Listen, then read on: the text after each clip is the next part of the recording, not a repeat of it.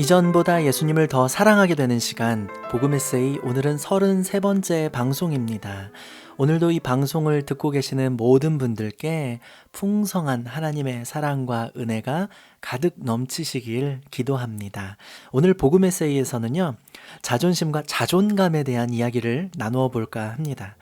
여러분 어때요? 자존심 센 사람인가요? 아니면 여러분들은 자존감이 높은 사람인가요? 이 둘은요, 서로 반비례하는 경우가 보통입니다. 자존심이 센 사람은요, 자존감이 높을 수가 없고요. 자존감 높은 사람은 자존심 센 경우를 보기가 힘들죠. 자존심이 뭐냐면, 자존심은 나 잘났다 하는 마음이에요. 그리고 자존감은 나 소중하다 하는 마음입니다.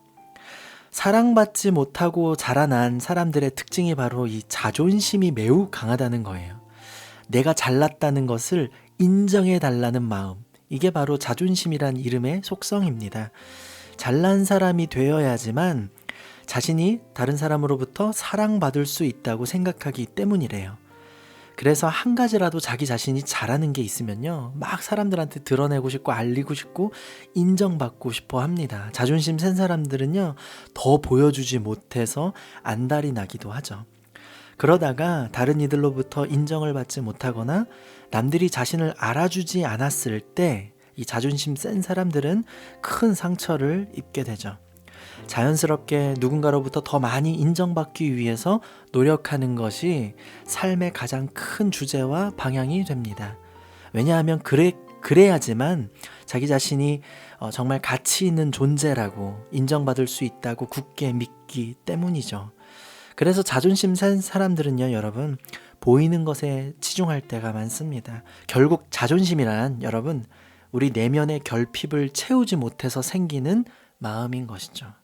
반면에 건강하게 사랑받고 자란 사람들은요, 이 자존심 대신에 자아 존중감, 즉 자존감이 높습니다. 다시 말해서 나 자신이 얼마나 소중한 존재인지를 깨닫고 살아가는 사람들인 거예요. 내가 뭐 잘나고 예쁘고 못나고 이런 거 관계없이, 공부를 잘하고 못하고와 관계없이, 부유하고 가난하고 이런 거 관계없이 그냥 있는 존재 그 자체만으로서 나는 사랑받는 존재다라는 것을 경험해 본 사람들이란 것이죠. 그렇기 때문에 다른 사람의 시선과 말과 평가에 대해서도 좀 마음이 너그러워져요. 뭐 어떤 사람이 너 정말 못생겼네 이렇게 누가 놀리면, 그래? 뭐 이 정도면 괜찮은 것 같은데 뭐 하면서 그냥 훌훌 털고 넘어가죠. 여유가 있는 거예요, 마음에. 내가 그렇게 못생겼나? 막 이러면서 막 이렇게 상처받는 게 아니라 오히려 나 이쁘지 않아? 나 진짜 괜찮지 않아? 라는 유머를 날려주는 센스도 발휘할 수 있게 되죠. 자존감이 높은 사람들은 그래서 애써 자기 자신을 꾸미거나 포장하려 하지 않는데요. 왜냐하면 굳이 그러지 않아도 충분히 사랑받고 자라왔기 때문입니다. 다른 사람들이 나를 인정해 주든지 그렇지 않든지 관계없이 나는 정말 소중하고 특별한 존재라는 사실을 잊지 않는 사람들이 자존감 높은 사람들이죠. 그래서 하나님 앞에서나 사람들 앞에서 솔직해질 수 있는 거예요.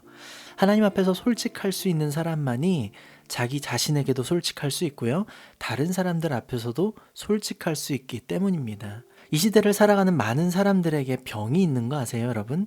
바로 관심병이라는 거예요. 내 존재를 알아줬으면 좋겠고 인정해줬으면 좋겠다고 본능적으로 세상을 향해서 막 호소하고 있는 병이에요. 페이스북이나 인스타그램, 블로그, 소위 SNS라고 불리는 이 모든 것들이요, 사람들에게 이 기본적으로 가지고 있는 관심병을 타겟으로 해서 이렇게 성공한 사례라고 볼 수 있죠.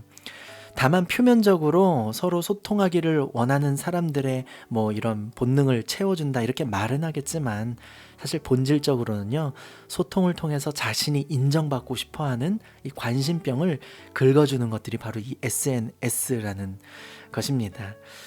저 역시 그런 목적으로 SNS를 사용했던 경우가 많고요. 예를 들어서 여자들이 미용실 다녀와서 머리 했는데 이렇게 앞머리 자른 사진을 올리면서 나 너무 이상한 것 같아 이렇게 멘트를 달죠. 아니, 망한 사진, 머리 망한 것 같아 이런 사진을 왜 올려요? 사실 그 심리가 뭔지 아세요? 아니야, 너 너무 예뻐. 이런 댓글을 받고 싶은 거예요. 나 이쁘다고 인정받고 싶은 것이죠. 저 역시 이런 경우가 아주 많습니다. 제 이야기입니다. 네. 자존감이라고는 도저히 찾아볼 수 없고 지독하리만큼 자존심만 가득했던 사람이 바로 저였어요. 이 권복음이라는 한 작은 소년이 하나님의 사랑을 깊이 경험하고 나니까요, 정말 많이 변했습니다. 여러분, 예수님 정말 만나면, 예수님 믿으면 변합니다. 예수 그리스도의 십자가의 보혈이 나를 위한 은혜라는 사실이 믿어지고 나니까요, 그제서야 내가 하나님의 자녀라는 자존감이 생기기 시작했어요. 제가 지난 10년 동안 대학 청년들과 우리 중고등학생 청소년들에게 메시지 전할 때 제가 제일 선물하고 싶었던 마음이 바로 이 하나님 안에서의 건강한 영적 자존감이었습니다. 영접하는 자 곧 그 이름을 믿는 자들에게는 하나님의 자녀가 되는 권세를 주셨다고 약속하셨어요. 하나님의 자녀된 자들이 누리는 이 권세가 바로 영적인 자존감이라는 것이죠. 저는 이 영적인 자존감, 이 마음을 오늘 방송을 듣고 계시는 여러분들에게도 선물해드리고 싶습니다. 최선을 다해서 1등이 되고자 하는 오디션 프로그램들이 흥왕하는 이 시대, 어떻게 해서든지 성공을 해서 자신을 많은 이들에게 알리고 인정받고 사랑받고 싶어하는 이런 시대적 분위기 속에서 우리가 살고 있습니다.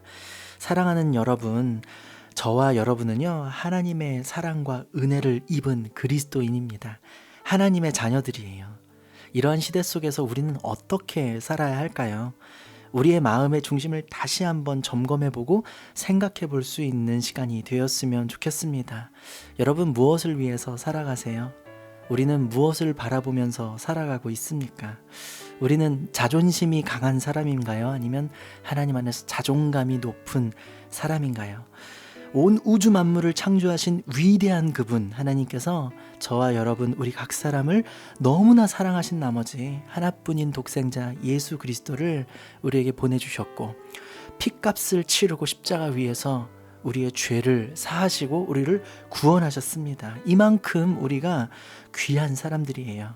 하나님께 우리가 이만큼이나 소중하다고 인정받은 것이고요, 한없는 은혜와 사랑이 지금도 우리에게 끊임없이 부어지고 있다는 사실을 우리가 꼭 기억했으면 좋겠습니다. 그리고 그에 걸맞는 삶을 살아가는 우리들의 모습이 되었으면 좋겠습니다. 이 복음의 능력을 우리가 먼저 풍성히 누리고 또 나누고 전하면서 살아가는 삶, 이것이 바로 우리의 삶이 되기를 간절히 소망합니다. 이것이 오늘도 우리가 살아가는 삶의 방향과 사명인 것이죠.